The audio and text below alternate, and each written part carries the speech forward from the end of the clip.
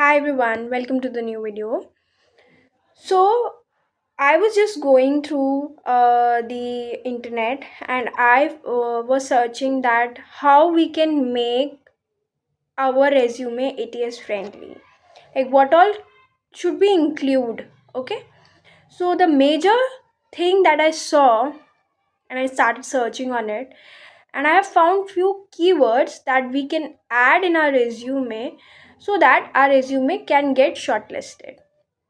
Of course, just don't rely on including keywords. The statement should not look like robotic or something searched and then you typed. It should make a proper statement with proper matrices, and you did it in a crisp line. So those keywords I will tell, but of course, whenever you are including those keywords in your resume, just make it sure that the statement should look logical and it should make sense. It should not be something that you copied from somewhere, and try to include those words. And without further ado, let's start this video. So I searched this line to make resume it is friendly, what to include. So it was like it should focus on simplicity, specific keywords, and standard formatting. Okay. So today, what I'll focus is keywords. So integrate industry specific keywords and skills directly from the job description. So to get those keywords, I reviewed the job description, and I have found few keywords that I've seen that it is repeated in the job description for DevOps engineer or cloud engineer, SRE engineer jobs. And those keywords I've shortlisted, and today we'll discuss about those keywords.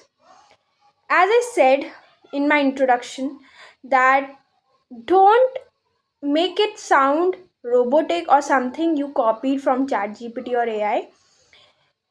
The statement should include that keyword, but it should look professional and proper statement. So that is my request.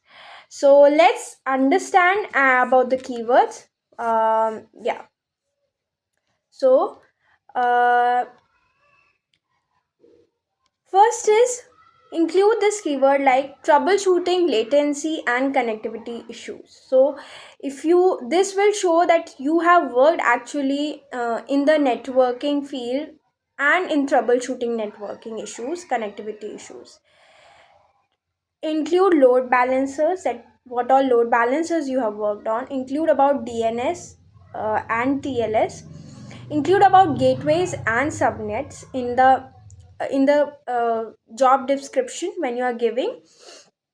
And also, if you're experienced, you have more than you have worked in more than one company, the work experience that you are showing, it should go in reverse order. Like the current company work experience should be mentioned first, and then the past company experience.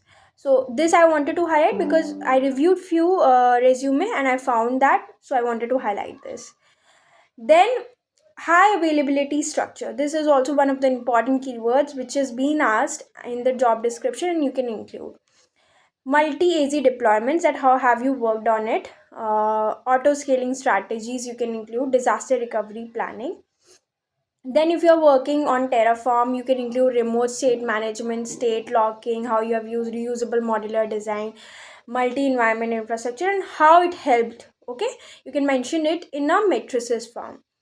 Then in Kubernetes, how you worked on it, auto scaling, ingress, and networking, stateful workloads, how how the workloads is being handled, how you have troubleshooted the production issues. Then include about the deployments, like if you worked on blue green deployment or canary deployment, if you worked on rollback strategies, artifact versioning, and secure pipelines. So you this is just one deployment strategy. You can mention about many deployment strategies that you have worked on. artifact versioning, and how you have tried securing the pipelines. And you can mention about the secret management that you have done. Secret management also is one of the important keyword.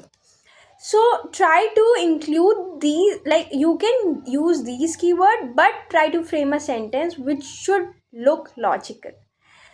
So that only, after these are the keywords that I found after reviewing the job description of the companies, few companies, I would say. I would not say that I have reviewed everything, but whatever I was able to do, I listed out. And hopefully if I get more, I'll be trying to cover it in my upcoming videos. So yeah, that's all. So that's all for today's video. I hope it's helpful. Please let me know in the comment section. Till then, take care. Bye.